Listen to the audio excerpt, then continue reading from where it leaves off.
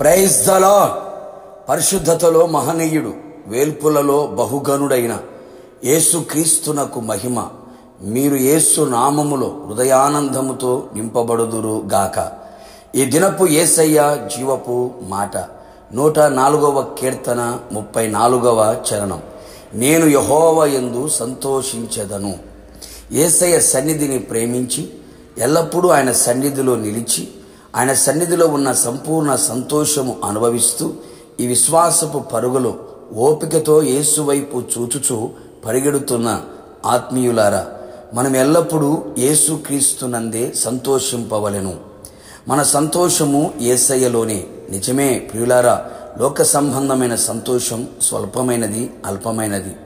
కొందరు డబ్బును బట్టి, వెండి బంగారములను బట్టి, మరికొందరు పదిలమైన గూడు పంచభక్ష పరమాణములను బట్టి, వెలగల వస్త్రములను బట్టి, ఇంకా కొందరు పదవులు, అధికారము, విందులు, వినోదాలు, సుఖభోగములను బట్టి ఇలా అల్పమైన క్షణభంగురమైన వాటి యందు సంతోషించుచున్నారు.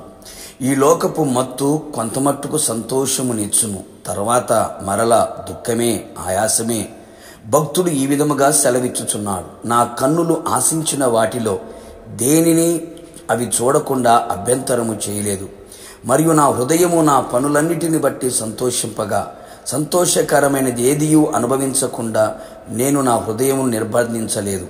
అప్పుడు నేను చేసిన పనులన్నీ, వాటి కొరకు నేను పడిన ప్రయాసమంతయు నేను నిదానించి వివేచింపగా అవన్నీ వ్యర్థమైనవిగాను, ఒకడు గాలికి ప్రయాసపడినట్టుగాను అగుపడెను.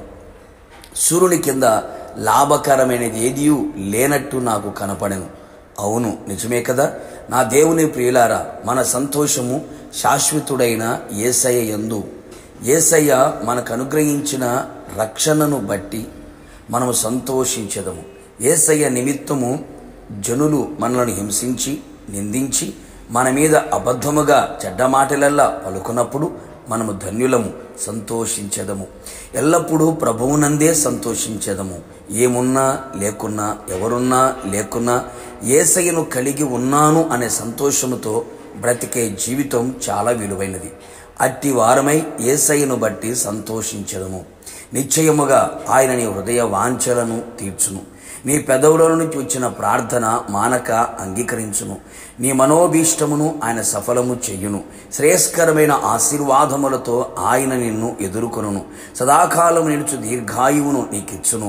గౌరవ ప్రభావములను నీకు ధరింపచేయును. నీవు ఆశీర్వాద కారుకునిగా నియమించబడెదవు. సర్వోన్నతుని కృపచేత కదలకుండా ఉండెదవు. ఆయన నిన్ను ఉన్నత స్థలముల మీద నడువచేయును.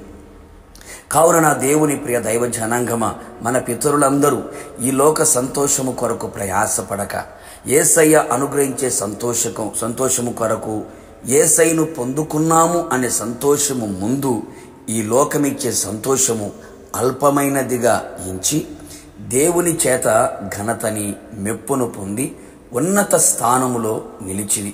మనము కూడా అట్టివారమై యేసయ్య యందు సంతోషించుచు బ్రతికెదము. నిశ్చయముగా ఆయన మనలని తన రాజ్యములో నిత్యము నిలిచి ఉన్నట్లు ఆయన కృప దయచేయును. ప్రార్థన. అత్యంత కృపగలిగిన మా ప్రియ పరలోకపు తండ్రి, నీ పరిశుద్ధమైన పాదములకి కొట్లాది స్తోత్రములు చెల్లించుచున్నాం. భక్తుడు సెలవిచ్చినట్లుగా నేను యేసయ్య యందే సంతోషించెదను.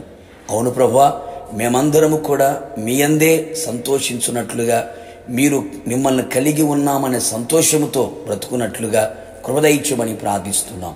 ఈ లోకములో వేటి ద్వారా మేము సంతోషించబడినను అది అల్పమైనది, స్వల్పమైనది, అశాశ్వతమైనది అని గ్రహించిన వారమై శాశ్వతమైన రాజ్యము కొరకు శాశ్వతుడైన యేసయ్య మీలో మేము సంతోషించున్నట్లుగా మీరు కృపదయించమని ప్రార్థిస్తున్నాం. మా సంతోషానికి కారణము మీరే, మా ఆనందానికి కారణము మీరే.